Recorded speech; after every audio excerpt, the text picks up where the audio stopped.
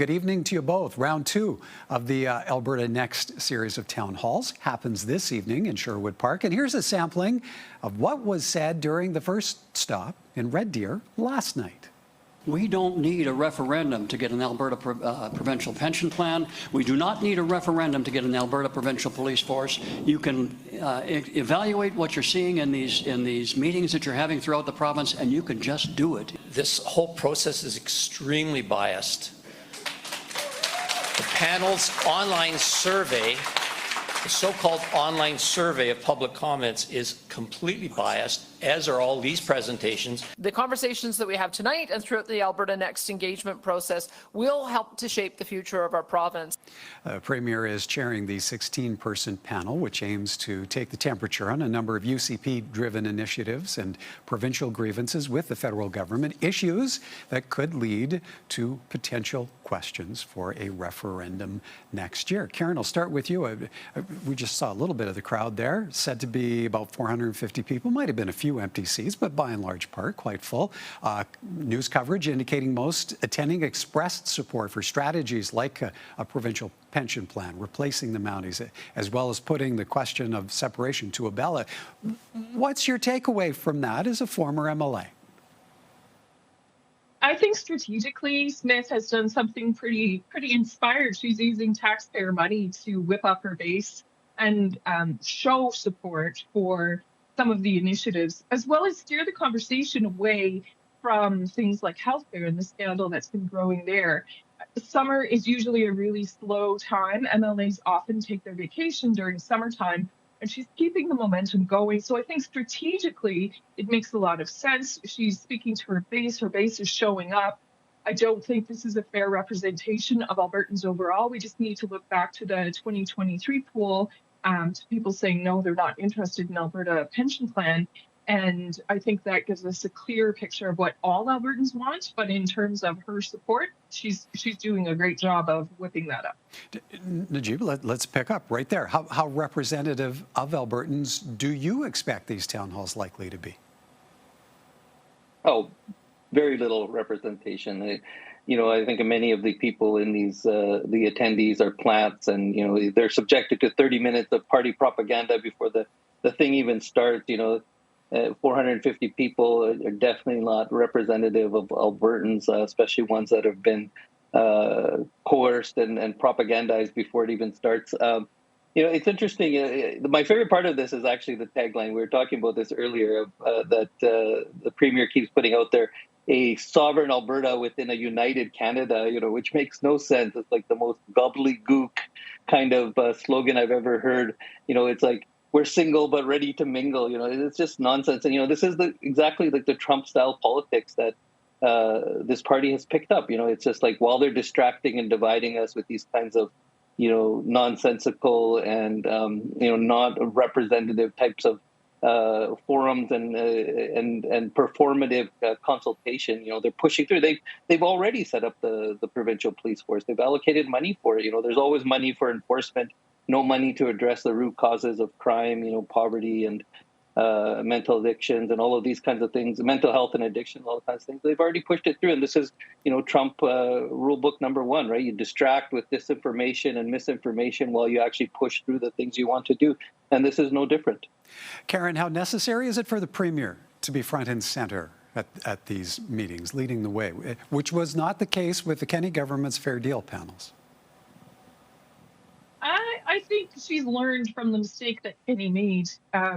And she approaches things in a much more folksy, populist way. Even though Kenney was a populist, he wasn't to the degree that Danielle Smith is. She wants to be connected with folks who are going to vote for her. She wants to show that she's got the common touch. And this is an ideal way for her to mingle. They really emphasized afterwards that there would be pictures with the panel members. And really, they didn't talk to a number of the panel members that were there, maybe 4 or 5 of them. But Danielle Smith certainly spoke a lot. Najib, given the flow of conversation, what kind of position do you feel the other 15 panelists are left in? They were picked for a reason, and I think they all contribute to farcical nature of this. I mean, it's like that one gentleman saying that they don't have to do referendums. Well, why do referendums for anything? Just ram through whatever you want to ram through. Yeah. But I think, one of the things that I think the responsibility of spokespeople like us and for the media as well is like, I read so many articles, but no one counters the misinformation, right? Every article, every interview should counter the misinformation on equalization payments, on having a provincial pension plan, on what happens if Alberta does become a sovereign nation. And I don't see that in a lot of the coverage, right? I just see the coverage talking about their talking points and what they're saying in these consultations, but nothing to counter those. And I think that we risk sliding into U.S.-style media coverage as well, where it's like, oh, we're just trying to be impartial and do coverage, where I think there's also a responsibility to present some facts as well. Karen, how are these first few town halls likely to influence what develops in discussions at future such meetings, or is the dialogue already set in stone? I doubt it's set in stone. I think a lot of this is going to be a testing ground for how things are going to move forward, especially when they get into the larger centers. I know Calgary's coming up in September, so they've got a lot of time to hone their messages. And just to pick up on something Najib said, there were people in the audience who asked questions and made assertions that were patently untrue. And there was no challenge. There was no challenge by the moderator. There was no challenge by anyone answering the questions. And so misinformation was treated essentially as factual or not worth challenging, which was really disappointing to see. I would have liked to see, and I didn't see every minute of it, but I streamed quite a bit of it. And I would have appreciated seeing more, a more robust embracing of what's factual. Najib, beyond this evening's Edmonton area town hall, meetings also to be held in Fort McMurray, Lloydminster, Medicine Hat, Lethbridge, Airdrie, Grand Prairie, and as Karen mentioned, Calgary as well. What do you feel will motivate Albertans to continue to turn out and share their differing perspectives?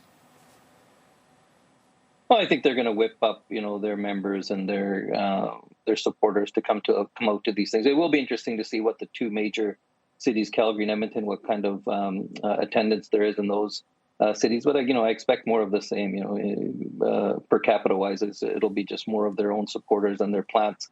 I think in one article I read, someone mentioned they couldn't get a ticket, and and I look and there's empty seats, and I'm like, why was this person not included? And it might be the sign they were holding that was a little bit contradictory to what their agenda is.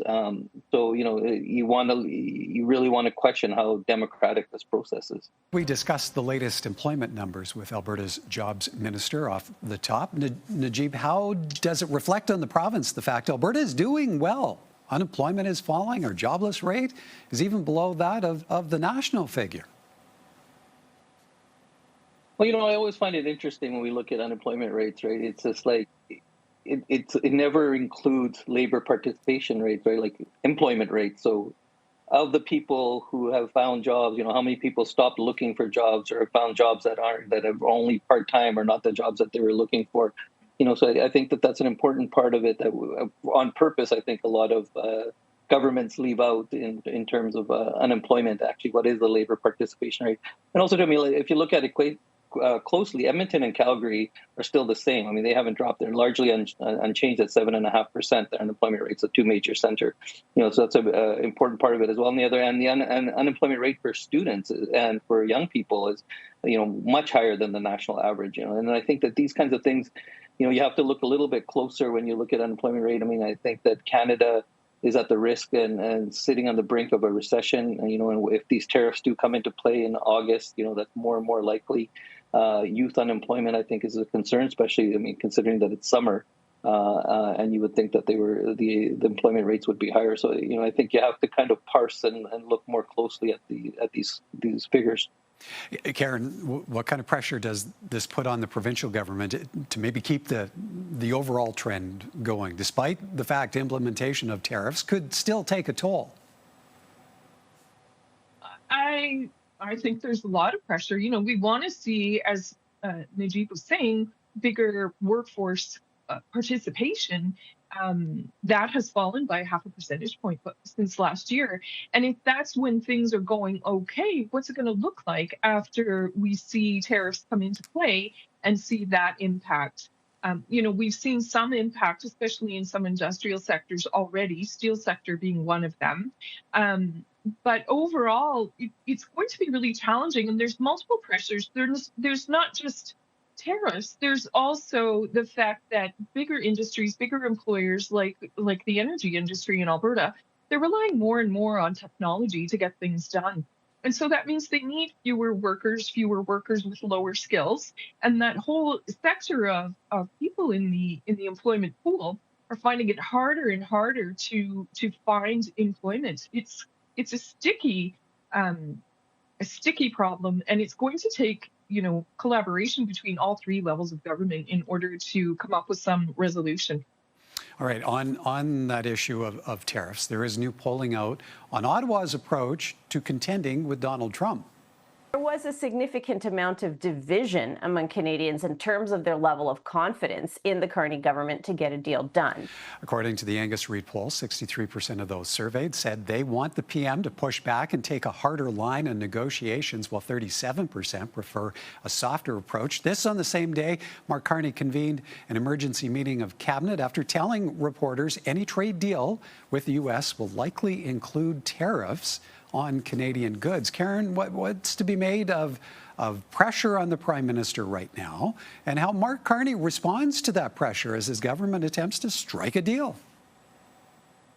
I think Carney is showing a lot of ingenuity in this particular circumstance. Just this morning, he announced that there's going to be steel import restrictions. So any infrastructure projects that are going on in Canada will be using Canadian steel. That is one of the sectors that's been really hard hit. He also announced a program to train people for steel industries. Now, this, of course, is focused mostly in Eastern Canada.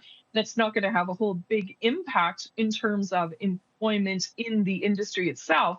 But in terms of, where we get our materials from, that will certainly have an impact in Western Canada. I think overall, it's too early to tell exactly how good of a job Carney is doing, but early signs seem to indicate that he's really committed to the longer term longevity and sustainability of our own economy, both within Canada and with other trading partners. So I think those are positive developments. Najib, do you feel Canadians have the same expectations of Mark Carney as they did during and immediately after the federal election?